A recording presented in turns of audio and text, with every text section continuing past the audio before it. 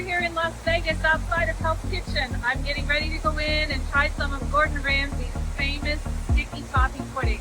I can't wait.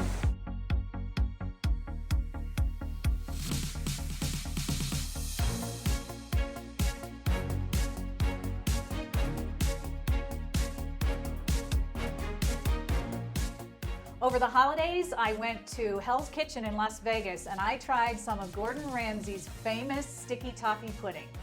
For my US friends, it is not pudding. It's a very moist date-infused cake served with a warm, rich caramel-like toffee sauce and Ramsay style with a scoop of ice cream. This dessert is jaw-droppingly good and it's fairly easy to make. So let's get this dessert from Hell's Kitchen into your kitchen. As Gordon Ramsay would say, no messing about, let's go. First, preheat your oven to 350, 180 Celsius. Grab ramekins. These are 6-ounce ramekins. We're going to butter the inside of each one of them, and then you can either use flour or parchment paper. I will say I would recommend parchment paper for a no-fail. Dates are sticky and all the ingredients are sticky, and the cakes stand a chance of sticking in your ramekins. That has happened to me. So I will be using parchment paper. First, butter the bottom and the sides. Brush up all the way around. This is the little Gordon Ramsay tip. He says brush up. It encourages the cake batter to rise up. The ramekins are all buttered. I will show you a simple little step to cut the parchment paper if you choose that. If you want to use flour, put about a tablespoon in the bottom of each one, shake it around, turn it upside down, and tap the excess out. I have a simple piece of parchment paper here. This does not have to be exact. I'm folding it into thirds. Fold that in half.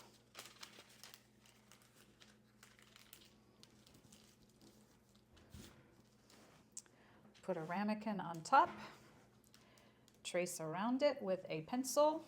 Pens do not work on parchment paper. A little circle there. Put your finger right in the center to hold them in place because there are 6 layers here. Go around the inside of that circle you traced.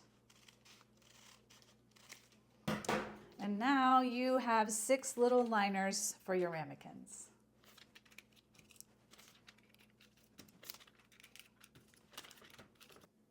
If you don't have ramekins and you'd like these, I will put a link in the description for these. You can also use a cupcake or a muffin tin. You would just fill them 2/3 full. Next, we're going to chop and soak our dates. We're soaking them in boiling water. You will need 3/4 of a cup of boiling water, or that's 175 milliliters. I'm putting my tea kettle on right now. I want it to be piping hot when we pour it over the dates. We need 1 cup of dates or 140 grams. If they have pits in them, you'll need to remove the pits. Chop them finely and then just place them in a bowl. I got ones that do not have pits in them, so it's one less step. I'm using medjool dates. These are called the Date King. They're considered one of the best dates. They're soft and more tender, and they're more caramel-like, so I chose the best.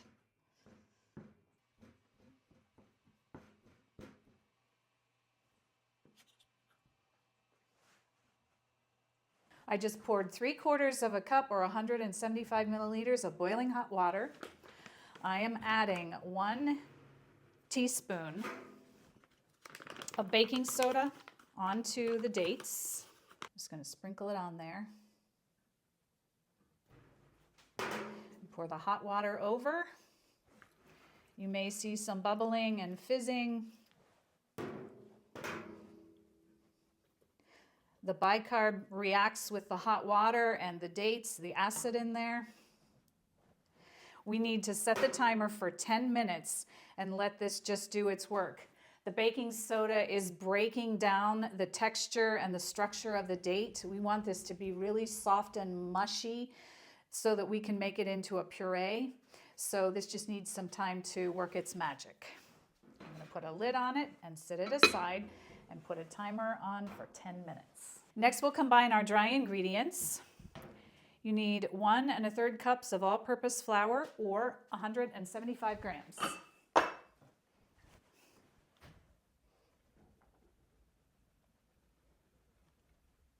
1 teaspoon of baking powder, that is 4 grams, and a 1/2 teaspoon of sea salt, that's 2 grams. Give that a good whisk and set it aside. Next, we'll cream together butter and dark brown sugar. This is 6 tablespoons of room temperature butter. That is 84 grams. 3/4 of a cup of dark brown sugar. That is 150 grams. And I'm going to do something here. I'm checking for lumps. Brown sugar is notorious for little hard lumps that will not mix up.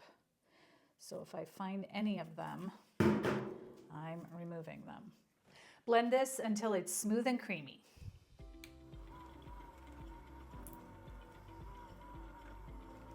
Now that the butter and the sugar are creamed, I'm adding in 1 tablespoon of black treacle. In the US, this is molasses. Don't use sulfured, use unsulfured. And I'm going to just pour this in.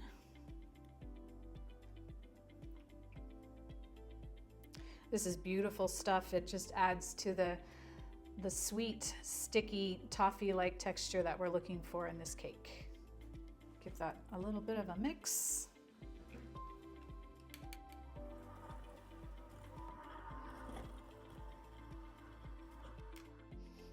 You can see the batter getting a little darker and a little richer.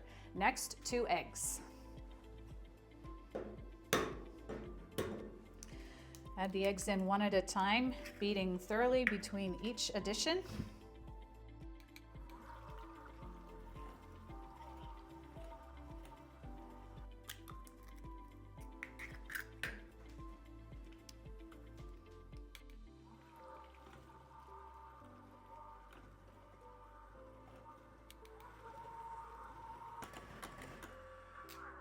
The mixture is well combined, it's fluffy, it's smooth.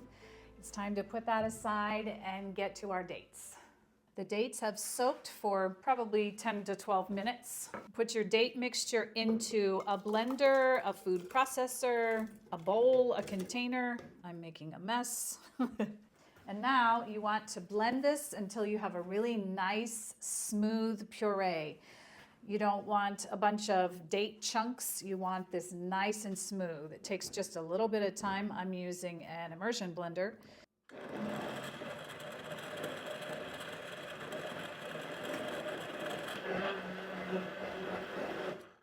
I'll show you the texture. It's a beautiful, smooth puree. Pour your date puree right into your mixture here. Look at that, it's gorgeous. Ah, so nice. Now we'll give this a quick mix and then we'll add our dry ingredients in.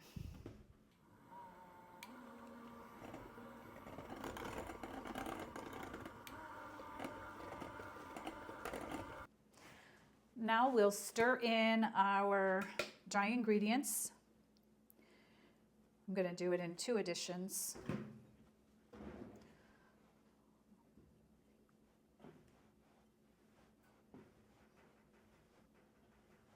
Just using the folding method, down to the bottom, up and over.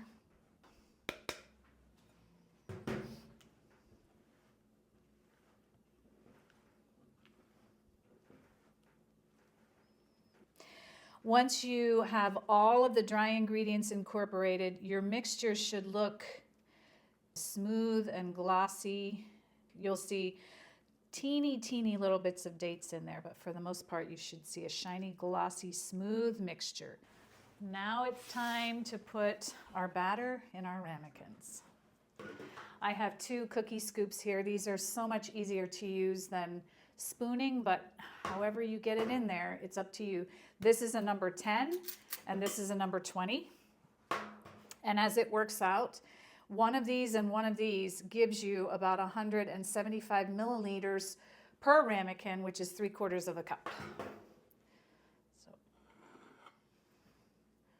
right in the center.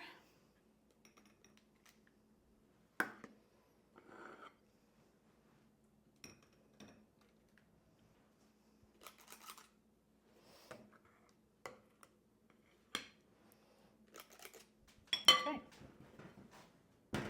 See how easy that was? Now, spread them out just a bit so that they're smooth and to the edges. And these are ready for the oven. Again, the oven is at 350 or 180 Celsius. We'll bake these for 30 to 35 minutes. They will puff up, they'll be golden brown, and a toothpick inserted in the center should come out clean.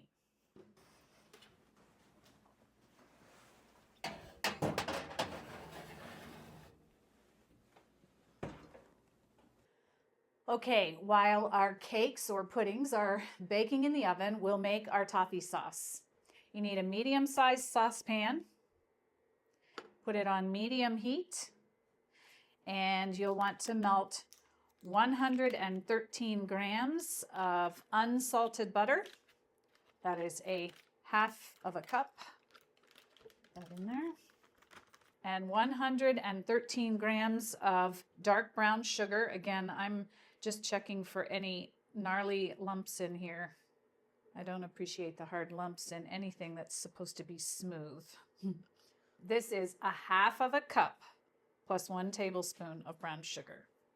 Let that melt. The butter and sugar are getting very close to being melted together and blended here. Next, I'm adding in more of our black treacle. This is beautiful stuff. Again, this is classic for sticky toffee pudding.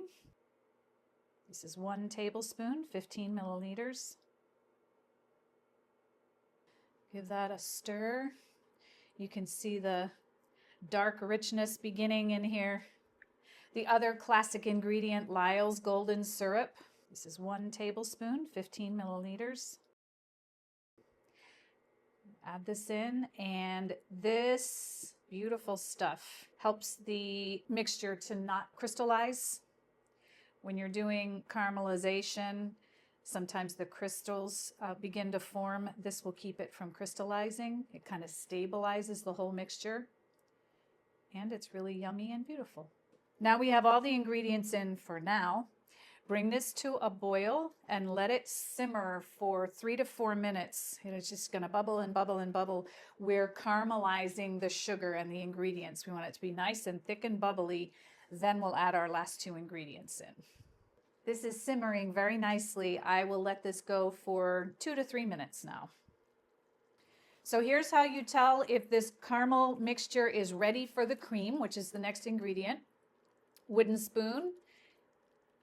See the trail that stays there? This is ready. So now we add our cream in. When you first add the cream in, it foams and sputters a little bit. This is at room temperature. It's 2/3 of a cup, which is 150 milliliters. Now you want to bring this back to a boil and let it boil for 3 or 4 minutes. This caramel sauce is done. Look how beautiful. Wow. It's just gorgeous. The last step is very simple. You can add in either bourbon, or I'm using vanilla bourbon, either one. 5 milliliters. You do it after you take it off of your heat source so that especially if you're using bourbon, you don't want to boil the alcohol out of it and the flavor. So add this in after, give it a stir, and this is ready for when our cakes come out of the oven. These have baked for 35 minutes. I'm going to check and make sure they're done. Clean. They're done.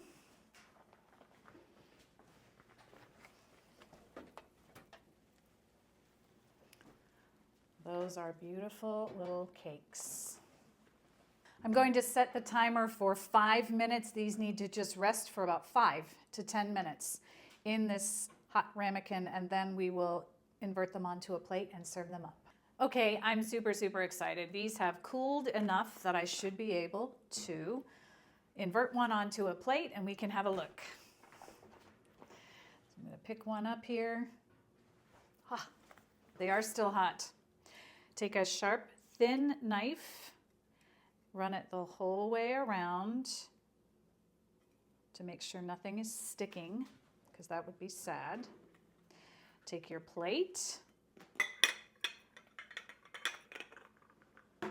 have it fall right out into your dessert plate. Look at that. Ah, so beautiful. Now, pour some caramel sauce on top.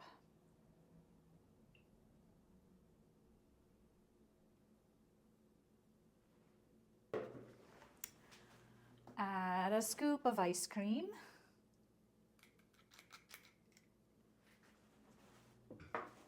Oh my gosh, you guys, this is beautiful. And look at that, sticky toffee pudding. I see why Gordon Ramsay calls this next to heaven. Now it's time to take a bite. I've been waiting for this all day. Oh my goodness, it's soft and tender and moist and beautiful. Wow.